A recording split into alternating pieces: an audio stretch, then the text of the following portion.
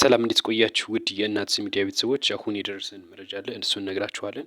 የገና ጾም አርብና ሮብ ላይ ሲውል ይጾማል አይጾም? ስለሱ ሰፋ ያለ መረጃ አለ። እንደዚሁም ዶናልድ ትራምፕ ኢትዮጵያውያን ወደ 47 በመቶ እርዳታ ያገኛሉ ከአሜሪካ ሲሉ ገልጸዋል። እንደዚሁም ደግሞ ስለ ኮሎምቢያው መሪም ከፍተኛ የሆነ እንግዲህ ቁጣን ሰንዝረዋል። የምነግራችሁ ይሆናል። ስለ ቬንዙዌላ ፕሬዚዳንት ስለ አዲስ ስለተሾመችው እንግዲህ መልእክት ልከዋል፣ አስፈራርተዋል ነው የተባለው። ስለ እሱ የምነግራችሁ ነገር ይኖራል። ስለ አትሌቱም እንደዚሁ ከፍተኛ ትችት አቅርቧል። ስለ እሱ እንግዲህ ትችት በጣም እየበረታበት ነው የምነግራችሁ ነገር ይኖራል።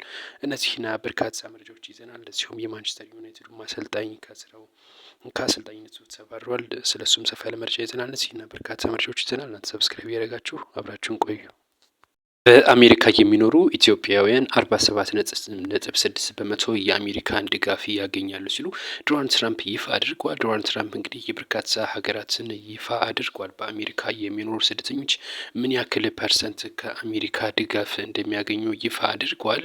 በትናንትናው ዕለት ነው እንግዲህ ይህን ያደረጉት። ኢትዮጵያውያን እና ሶማሊያውያን ከፍተኛ ድርሻ ይይዛሉ ነው የተባለው። ሶማሊያ ወደ 71 በመቶ፣ እንደዚሁም 75 በመቶ የመን፣ በመቀጠል ኢትዮጵያ ናት እንግዲህ 47.6 በመቶ፣ እንደዚሁም ሳኡዲና ኩዌትም 25 በመቶ የአሜሪካን እርዳታ ያገኛሉ። በአሜሪካ ያሉ ስደተኞች ማለታቸው ነው። እንግዲህ ከዚህ ጋር ተያይዞ በርካታ መረጃዎች ወጡ ይገኛል። ዶናልድ ትራምፕ ይህንን ይፋ ያደረጉት አዲስ ለሚያወጡት ሕግ እንደ መንገድ ይጠቅማቸዋል እየተባለ ነው የሚገኘው። ይህ የውጭ ሀገራት ስደተኞች በአሜሪካ ፋይናንስ ላይ ምን ያክል ጫና እያሳድሩ እንደሆነ ለሕዝቡ ለማሳወቅ ነው ተብሏል። በዚህም እንግዲህ በአሜሪካ በርካታ ስደተኞች እንደሚኖሩ ይታወቃል። እነኚህ ስደተኞች ለአሜሪካ የፋይናንስና የኢኮኖሚ እድገት ከፍተኛ ጫና እያሳደሩ ነው በማለት እንግዲህ ለህብረተሰቡ እንደዚህ ካሰራጩ በኋላ አዲስ ህግ እንደሚያወጡ ወይም ስደተኛ ጸል እንደሆነ ይታወቃል። ይህን ህግ የበለጠ አሻሽለው ለማውጣት ይጠቅማቸዋል። ለዛ ነው ይህንን እያሉት የሚል በርካታ መላምሽ ዶናልድ ትራምፕ አዲሷን ተጠባባቂ ፕሬዚዳንት የቬንዙዌላን ማለት ነው አስጠንቅቀዋል። ዴልሲ ሮድሪጌስ የተባለችው አዲሷ እንግዲህ ተጠባባቂ ፕሬዚዳንት ኒኮላስ ማዱሮ ታስረው ወደ አሜሪካ ከተወሰዱ በኋላ እቺ አዲሷ ተጠባባቂ ፕሬዚዳንት ሆና ተመልጣለች። እሷንም እንግዲህ ዶናልድ ትራምፕ አስጠንቅቀዋል። ከኒኮላስ ማዱሮ የከፋ ችግር ይገጥምሻል ሲሉ ነው ያስጠነቀቁት። ትራምፕ የቬንዙዌላ ነዳጅ እና ሀገሪቱን እናስተዳድራለን ብለው ነበረ። ነገር ግን አሁን አዲስ የተመረጠችው እንግዲህ ተጠባባቂ ፕሬዚዳንቷ ዶናልድ ትራምፕ ወደኛ ሀገር ድርሽ አይሏትም፣ ነዳጅም ሆነ አስተዳደሩ የኛ ነው ስትል መናገሯን ተከትለው ዶናልድ ትራምፕ እጅግ ተበሳጭቷል የተባለው። በዚህ ንግግሯም እንግዲህ ዋጋ ትከፍልበታለች ሲሉ ነው የተናገሩት። እንደሚታወቀው እንግዲህ አሜሪካ የቬንዙዌላ ነዳጅና የተለያዩ ማዕድናትን ለመጠቀም እንደዚሁም ደግሞ ኒኮላስ ማዱሮ ከተያዙ በኋላ አስተዳደሩን እኛ እንወስዳለን፣ እኛ እናስተዳድራለን ማለታቸውን ተከትሎ ነው እንግዲህ ከዛም በኋላ እቺ ተጠባባቂዋ ፕሬዚዳንት ስልጣን ከያዘች በኋላ ይህ የማይታሰብ ጉዳይ ነው ማለቷን ተከትሎ አሜሪካ እጅግ ተቆጥታለች በዚች በመሪዋ ማለት ነው። ግማሽ ህዝቡ የሚሆነው በቬንዙዌላ ግማሽ የሚሆነው መሪው መያዙን ሲደግፍ፣ ግማሽ የሚሆኑት ደግሞ እንግዲህ መሪያችን ይለቀቅልን ኒኮላስ ማዱሮ የኛ ፕሬዚዳንት የሚል ንግግር ማድረጋቸው የተነገረ ነው የሚገኘው። እቺ የምትጠባበቂ ፕሬዚዳንት እንዳለችው ከሆነ መሪያችን እኛ ኒኮላስ ማዱሮ ነው፣ በአስቸኳይ አሜሪካ ይህንን መሪ ልትለቅ ይገባል ስትል መናገሯት እየተነገረ ነው የሚገኘው። ይህ እንግዲህ ቬንዙዌላ እንደ ሊቢያ እንዳትበታተን እየተነገረ ነው የሚገኘው። ልክ እንደ መሐመድ ጋዳፊ ማለት ነው። እንግዲህ ህዝቡ በዛን ወቅት ይታሰርልን ምናምን ሲሉ ነበር። ነገር ግን በኋላ ስቷቸዋል። የልደት በዓል ሮብ ወይም አርብ በሚሆንበት ጊዜ ይጾማል አይጾምም የሚል በርካታ አንዳንድ ውዝግቦች መኖራቸው ይታወቃል። ከዚህ ጋር ተያይዞ አሁን ማብራሪያ ተሰጥቶበታል በዚህ ጉዳይ ማለት ነው። በገና ወይም በልደት ጾም በርካቶች የሚወዘገቡበት በዓሉ ሮብ ወይም አርብ በሚሆንበት ጊዜ ነበር። በዚህም እንግዲህ በቤተ ክርስቲያኒቷ አባቶች እንግዲህ ማብራሪያ ተሰጥቶበታል። በዚህም በማብራሪያቸው እንዳሉት ከሆነ ፍትሐ ነገሥቱ መሰረት አይጾምም የሚል ነው ምላሽ እየሰጡት አባቶች የቤተክርስቲያን አባቶች ነው። ፍትሐ ነገሥት አንቀጽ 15 ቁጥር 603 ተቀምጧል ነው የሚሉት። የልደት በዓል ሮብ ወይም አርብ በሚውልበት የደስታ ቀን ስለሆነ አይጾምም ሲሉ ነው እንግዲህ አባቶች ያስረዱት።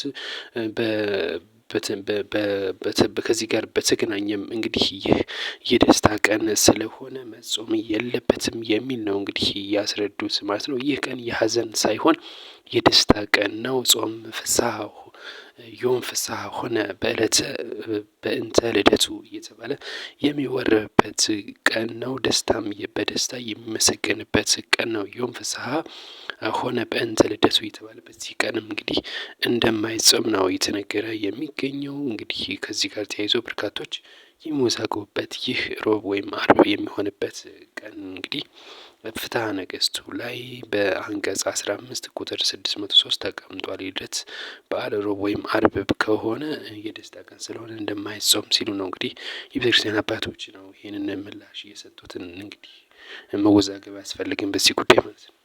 ሰሞኑ መነጋገሪያ እየሆነ የሚገኘው የአትሌት ፈይሳ ጉዳይ ነው። አትሌት ፈይሳ እንግዲህ በቀነኒ ጉዳይ ወንድሟ የሰጠውን አስተያየት ተከትሎ ከፍተኛ ትችት ማቅረቡ ይታወቃል። ጎጃም ሄደ በአማርኛ ንገራቸው፣ እዚህ በአማርኛ ብታወራ የሚሰማህ የለም ማለቱን ተከትሎ ብዙዎች ትችት እያቀረቡበት ይገኛሉ።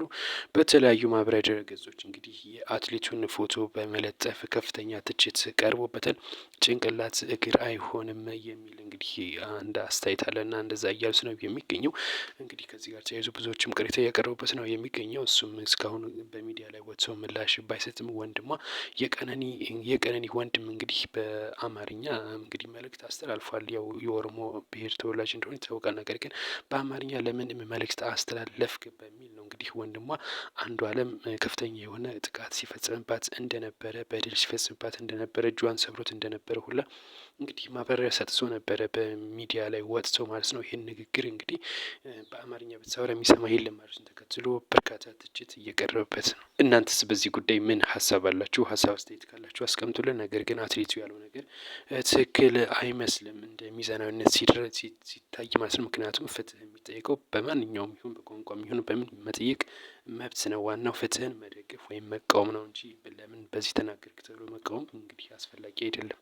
ሌላኛው መነጋገሪያ የሆነው ከሰሞኑ እንግዲህ በማንቸስተር ዩናይትድ አሰልጣኝ ላይ ጫና አድሮበት ነበር። አሁን ግን አሰልጣኙ እንግዲህ ከክለቡ ጋር መለያየቱን የተነገረ የሚገኘው ከክለቡ ባለቤቶች ጋር ባለመስማማቱ ምክንያት እንደዚሁም ከክለቡ አመራሮች ጋር ባለመስማማቱ ምክንያት ነው። እንግዲህ ከአሰልጣኝነት የተባረረው ነው የተባለው። ከ1 አመት ከ4 ወር አካባቢ በላይ መቆየቱ ይታወቃል በማንቸስተር ዩናይትድ። በዚህም እንግዲህ ማንቸስተር ዩናይትድ እንግዲህ ምንም ያክል ለውጥ አላመጣህም በሚል ነው እንግዲህ ከክለቡ አመራሮች አባላት ጋር ከፍተኛ የሆነ ግጭት በመግባቱ ምክንያት እንግዲህ አሰልጣኝ ሩበን አሞሪም ከስልጣን ተባርሯል ማለት ነው። እንግዲህ እናንተስ በዚህ ጉዳይ ምን ትላላችሁ?